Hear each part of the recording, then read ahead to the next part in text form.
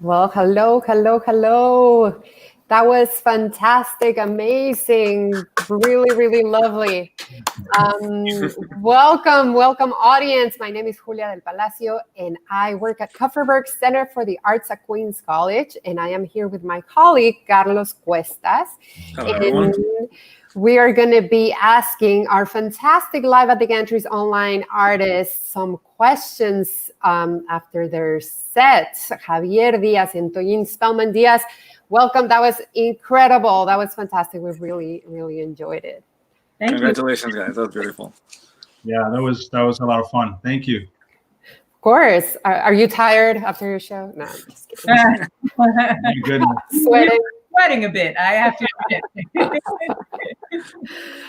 It was really fantastic. I have to say my two favorite ones were the dance interlude, which felt like I was in outer space, and it was fantastic. And of course, Chandani, which is so lovely and beautiful. But everything was really wonderful. And I know Carlos has some questions, and we're going to be taking questions from the audience and comments. And I know Carlos has some questions about the music and some more, a little more technical. But my question is, and I think it's somebody that everybody wants to know, what is it like to play music as a married couple? Were you doing that before the quarantine? Did it start with the quarantine? You're obviously still alive. You haven't,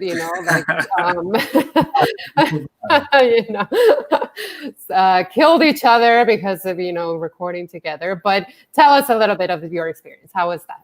You want to start? Sure. Well, we have done some stuff together before with Javier's band. I sang backup in his band, basically called Kalunga. Right. And that's why we named this concert Kalunga the Duo Series, because this is kind of an extension of that. This is some of the music that we played in that band. But this is the first time we've ever done anything, just the two of us. Right. How long have we been married now? 14 years? About just 14 years. Yeah. So this is, and, dated before that. So just the fact that you guys made this happen. Thank you for making that happen. Yeah. It was a little stressful at times, because you can't get away from it. We were always thinking about what we were going to play, how we were going to play it, the arrangements. Javi did a lot of the technical stuff, like putting the different tracks together. Right, and then we had to operate the cameras and the recording equipment all at the same time, and then rehearsals and all of that. And of course, we're in our home, so we're not in a necessarily going somewhere and taking a break from the house. We're at home, and then the phone rings, and it's kind of crazy, but we did it. We're really happy. It was fun. And it was hot sometimes because we had to turn the AC off in order to record. So, I'm wearing less than you, so I was doing okay, but yeah. Toyin was saying that some of this music we played with my group, which is called Kalunga. And Kalunga is really a percussion ensemble where we sing and play. And we've been playing for a number of years now, and we wish we could have all done the concert together, but for obvious reasons, only the two of us did it. But we hope that we can do more concerts down the road. And actually, I wanted to dedicate this concert to our friend, Madeline Yayodela Nelson, who was a great person and a great percussionist, a great musician, one of the founding members of the Women of the Calabash. She was a member of Kalunga, and unfortunately, she passed away couple years ago, but we wanted to dedicate the performance to her. Thank you. Sorry to hear that. And how do you guys meet? It was actually at a gig. My roommate at the time was a percussionist, and he also liked to sing cabaret songs.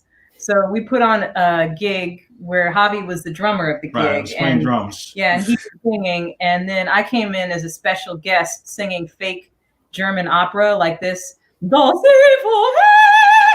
Javi was just smitten. That was good. All of that nonsense. I had to ask what was going on there. That's how that started. Yeah.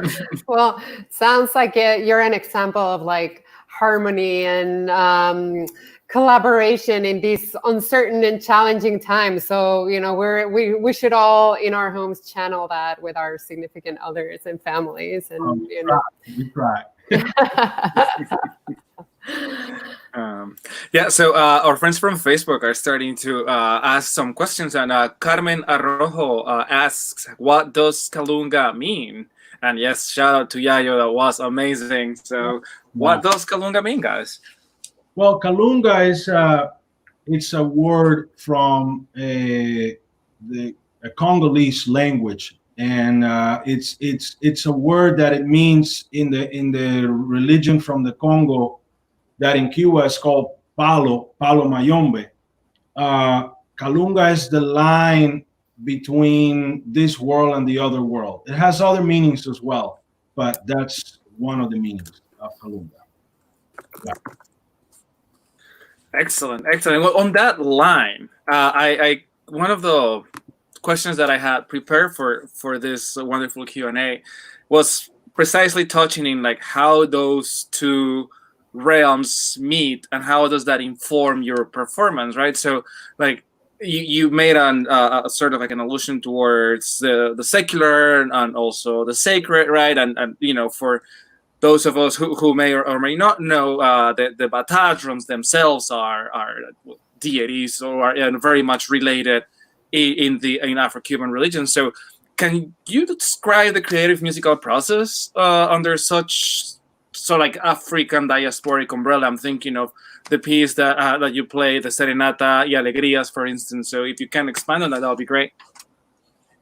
Well, I'll say something and then, but this is an eclectic blend. We are both classically trained musicians, and we also play other kinds of music. So parallel to classical music, I've played Afro-Cuban percussion for many years now. And it's something that I do, incorporating the Cuban music, Afro-Cuban traditional drumming with the kind of stuff that I do. So because I'm also a composer, I tend to write blending all of these elements. And of course, I also lived in Venezuela. After I lived in Cuba, I lived in Venezuela. And I picked up some of those 3/4 rhythms, 6/8 rhythms, joropo, folia, the kind of stuff that is so amazing.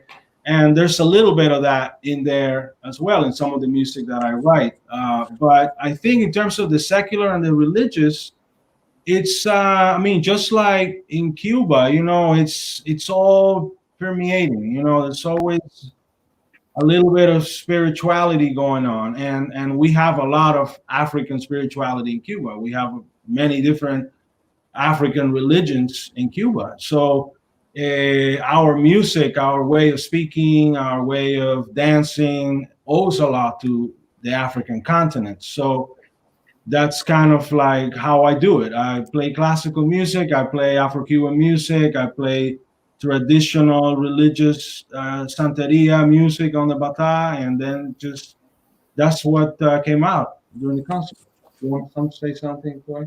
Well, Javi composed or arranged everything except the contradances that we played. So I'd like to just acknowledge how awesome he is and versatile. So that's one thing. But when we decided which pieces to play, we wanted to bring as an authentic of a mix as we possibly could. So there's the song Chandani, which was written for our daughter. And he actually wrote it while I was pregnant with her. So he was in that piece is a mix of him being really scared. There's a little emotive that goes, that's him being scared because he's about to be a dad. And a tip of the hat to David C there as well, I see. Right. So it was a very personal piece. It's kind of one of my favorite things he's ever written. And, there's a melody for her, our daughter, and then a melody for me. I'm the happy.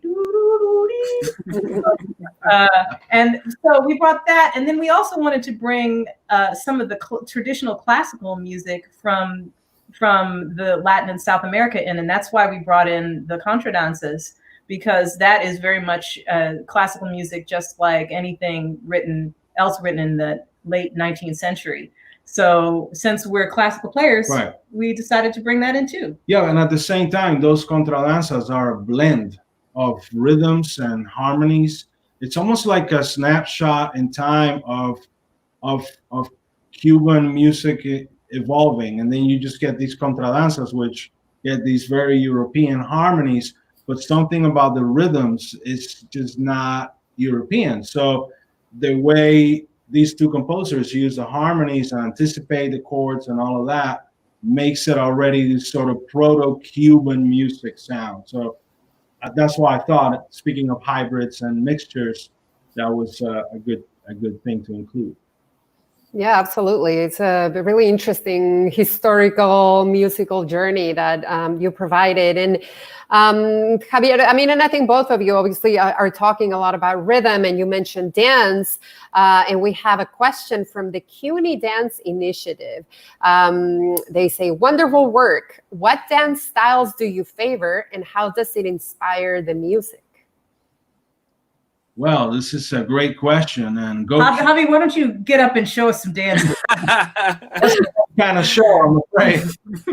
But you know, go CUNY. You know, yes. I think dance.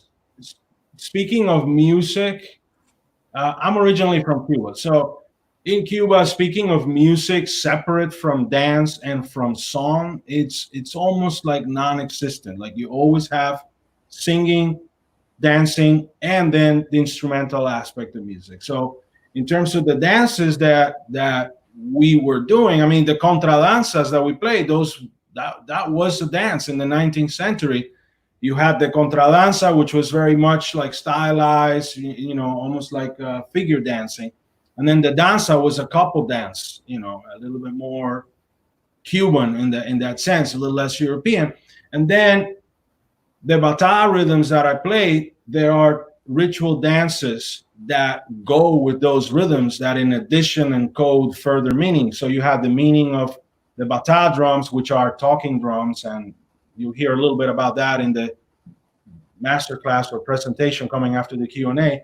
And then there is the singing, and then at the same time, there is the dancing that goes with those rhythms, which pretty much kind of depict the nature of the different deities in the Cuban religion. So there's a lot of dance there. Yeah, yeah. I think in your dance break piece, you kind of just took like. Javi loves to write electronic music. Like when he has a break and this is wife stuff. This is why you want to book husbands and wives to do things, because I can tell you things nobody else can tell you. Okay. But nothing embarrassing. Water time. Wait, we haven't finished with the Q&A. Some more stuff might come out. So when Javi's just not doing anything, he likes to just write beats. Like that's the kind of guy he is.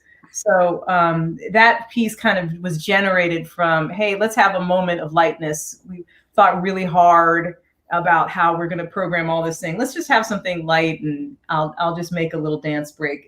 He originally thought maybe people will get up and dance, but maybe not. But you know, the piece is actually a blend of dance music on bongos, because what the bongos are playing is son, S-O-N, type of Cuban dance, and what the electronics are playing is like dance music from the 80s, which is my time. So, you know, it's a fecund field. One can pluck the fruits of, and right. So it's like a little 80s electronic music meets song, and that's what happened there. And that was really, really fantastic. And to sort of like keep talking about rhythm, our friends from YouTube are starting to join this Q&A.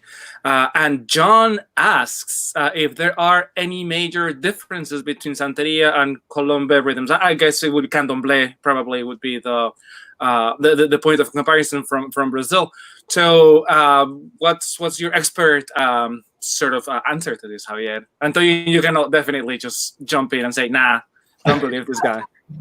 Well, all I have to say is that even though Candomblé, which is an Afro-Brazilian religion, and Santeria, which is an Afro-Cuban religion, both of them have to do with these deities called orishas from the Yoruba in Nigeria. The music and the rhythms are different. In Candomblé, they have these drums called atabak, which are like long, tall drums you play with sticks. And then in Santeria, they have the Batá, they have the bembe drums, they have the shekere, they have, but what we have is different local expressions of earlier types of music that came from West Africa and Central Africa. So, I mean, the music has evolved in Cuba and has evolved in Brazil. So they have a similar flavor, but they are different enough that they're like cousins or siblings, the Candomblé and Santeria music and rhythms. That's great. Thank you, Javier. And there is a question from one of our YouTube viewers for Toyin asking, do you sing and perform standard jazz at all? Teresa is asking. Thank you for asking that, Teresa. No. I am in a wind quintet for a living. That's what I do. A group called Imani Winds. Shout out to Imani Winds. Imani Winds for life. Yes. I've been playing in that ensemble for 24 years now, and it's a how to explain 24 years of one's career. It's an ensemble that draws from many different traditions, but is based in classical music. So there are times when I do improvise on the oboe in performance, and there are times when I have sung in that ensemble. But what I primarily do is play written out music there. But I'll tell you, having the experience of doing some improving has really helped me as a player, as an oboe player. I feel a lot more free and like I can do some things that I couldn't do before I started experimenting with, let's say, tango music or it's a creative outlet. Yeah. It's the Imani Winds is the career love of my life, and so doing stuff with Javi too. That's really fun to do. That's not my main full-time gig. This is a tremendous opportunity for me to step out of my comfort zone because I have these 4 other monster musicians that I can kind of tuck into, and that's awesome. But getting to step out as kind of guest soloist with Javi is really fun for me too. That's fantastic. And we have some more questions from our Facebook audience. A bit of an earlier question from Ellen Wangbo. He's asking about Chandani. Does Chandani play oboe or percussion? What's the musical? She's probably very much into science and math, right? Like that's probably she's a little rebellious because she did play flute. She plays flute and band. She does play percussion. She has a percussion teacher who's a wonderful, wonderful teacher, and she does play some piano, which I taught her for a long time. And well done. It was like this the whole time. So she's free to do whatever she wants. What she really likes is writing and theater. Yeah. So she does play some stuff. But she's very musical, but she really likes reading and video games. Well, creating stories and all of that. I mean, she's written stuff. She's written articles, and she's only 11. But she does have a great musical ear. She just doesn't necessarily want to do that at this time. It's a lot of practicing and a lot of it's a whole nother ballgame. Yep. Yes, it is. Since we're talking about Chandani, we have a question from the Shakedown Dance Collective on Facebook. They say, love how the story about your daughter plays into the making of the song that you wrote for her. Does she have a favorite part? Well, we were thinking about this arrangement. Like Javi was originally going to play some talking drum while we did this piece. And we were about to record. And I said, why don't we just try vibes instead? And so we did that. And then I was like, what if you see this? I'm a backseat arranger. I can't do it, but I'll give you suggestions. She has great ideas. Yeah. So I was like, what if we put a kalimba in there and, just the little thumb piano? And what I want Javi to do eventually is to make an arrangement of that vibraphone version he did, vibraphone and bells and kalimba, and have it be a piece where people can play it with if they're doing it in recital or something, they could have just a relative play a part in it, just play the kalimba part. Yeah, that'd be cool. Yeah. So that's a long, I'm getting around to the point of that Chandi doesn't necessarily have a favorite part, but she loves that song. And we didn't have time for it for this recording, but we wanted to have her playing the thumb piano recording. So maybe next time. Yeah, maybe next year. Get ready. Yeah, definitely next time, and hopefully in person next time. Right. Yeah. So Alme Diaz says, "Congrats, my dears. I think it was really a wonderful set. We were so happy to have you. And tell us, just to start wrapping up, tell us, how do we found you? How do we found? I know how we found you. I know how we found you. Yeah. How do we find you going forward? Like, what, where else do you play? I know Imani Wind Ensemble, that's one. But tell us, social media, how do we hear more music yes, that you play?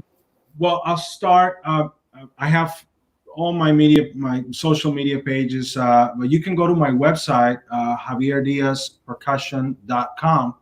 And you can find all the latest performances and master classes and things going on. A lot of online things happening these days. Hopefully soon we'll be able to go back and play live. I also play on Broadway. I play on a show called Ain't Too Proud, live on Times of the Temptations.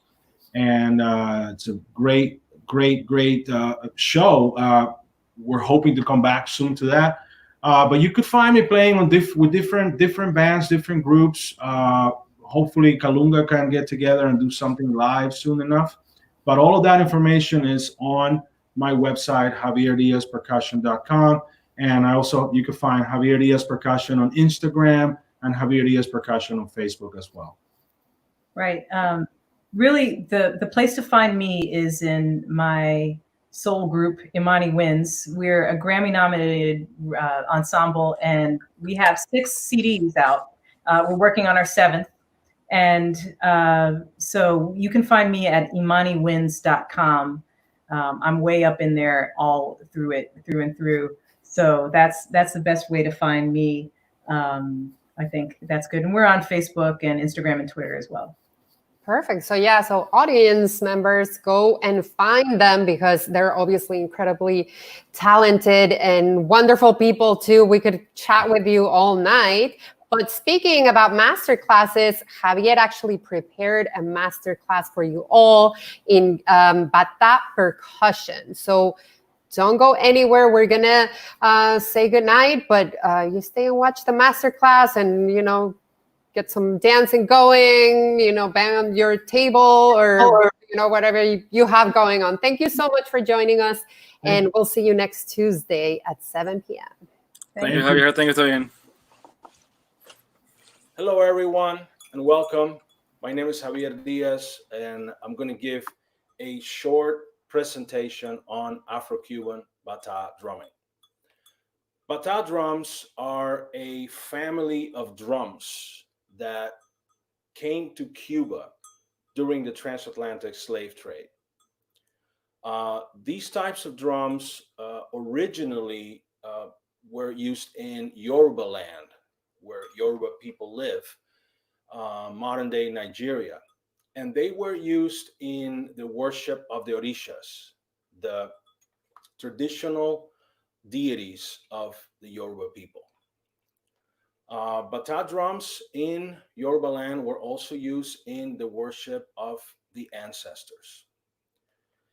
In Cuba, Batá drums consist of 3 drums.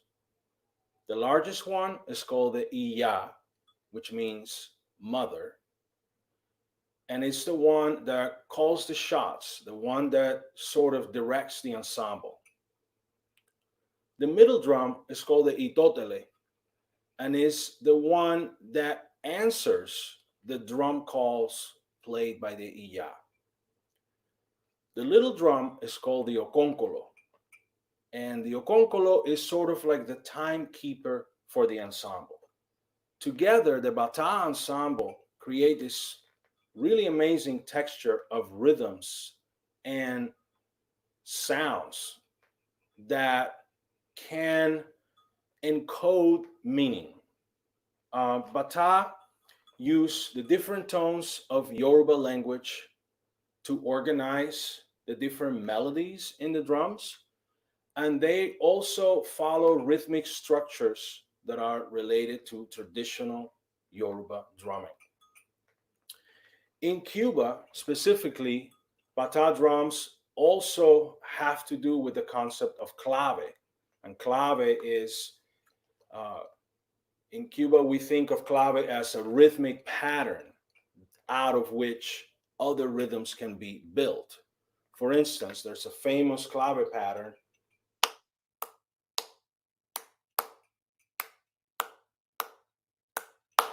that is called son clave. There are many other kinds of clave.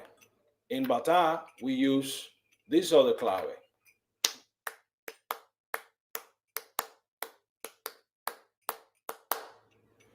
So Batá rhythms can be played for the orishas, these supernatural deities, these traditional Yoruba religion beings. And they can also be played in secular settings.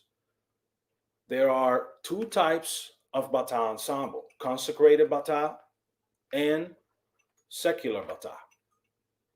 The consecrated Batá are known as fundamento and can only be played in religious ceremonies. The secular Batá are called abericula. As I said, these rhythmic textures, and those rhythmic textures are organized by calls and responses. The calls, as I said before, are performed by the lead drum, the ya, and they totally plays the answers. Sometimes the roles reverse though, but it's usually the ya, the one that calls the shots.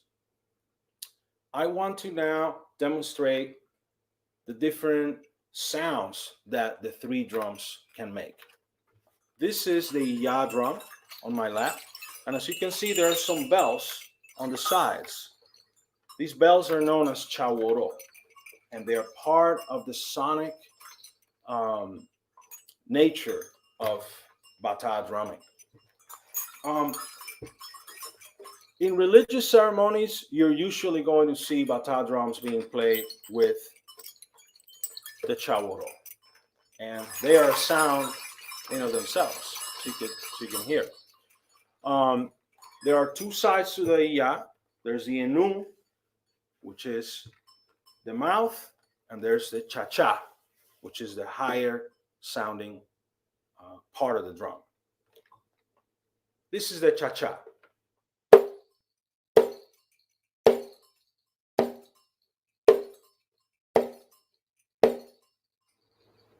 And this is the enu, open tones. Closed tones. And then this type of stroke is together.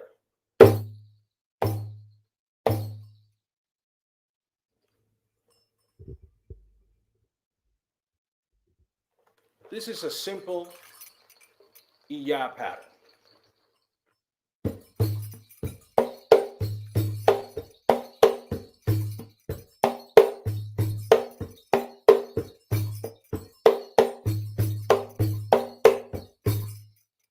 That particular pattern is for the orisha called Elegua. There are many orishas in the Yoruba religion, and I forgot to mention that in Cuba, the Yoruba traditional religion is known as Lukumi, or Ocha, or Santeria. The middle drum is called the itotele, and it also has two sides, the cha-cha and the enu. The cha-cha is played like this. The enu is played either open or close. Open, close.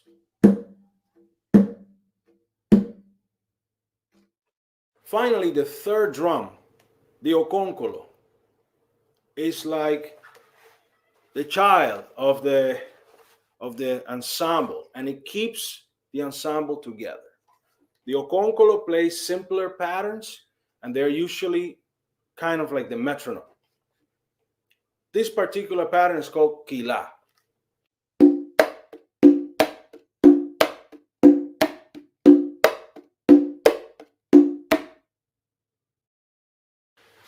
I would like to now demonstrate a rhythm for the entire ensemble of Batá drums. This rhythm is called alubanche, and it's a rhythm for the deity called Elegua, the path opener and the keeper of the roads. Alubanche.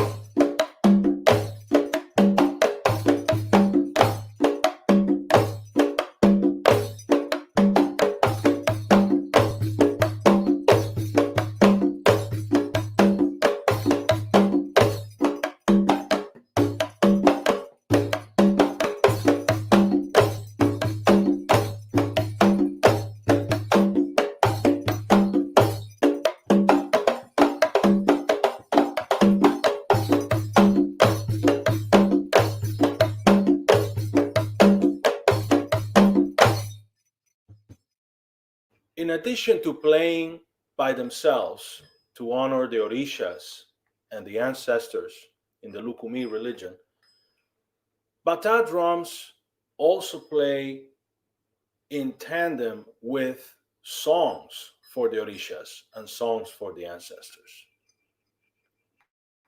For example, I'm going to sing a song for Elegua, the Orisha of the roads, and notice how the syllables of the song match the rhythm that the iya drum is playing. Here's a version of the song by itself. Ibarago moyuba, Ibarago agomo yubara, Omodeko nikosibarago, agomo yubara eleguae chulona. Now, let's try with the iya.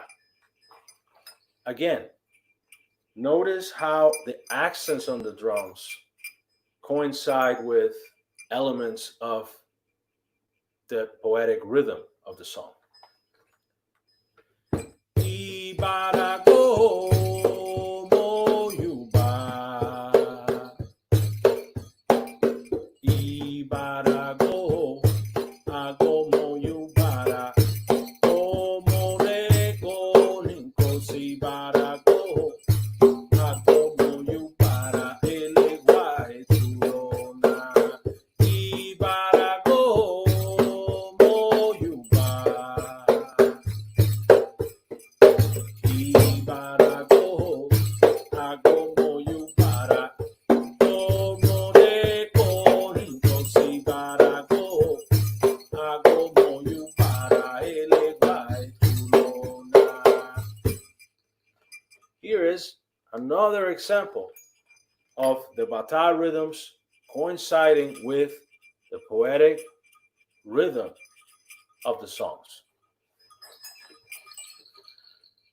Ago elegua bukenke, ago elegua bukenke, ago elegua bukenke, ago elegua bukenke, ago elegua bukenke, ago elegua bukenke,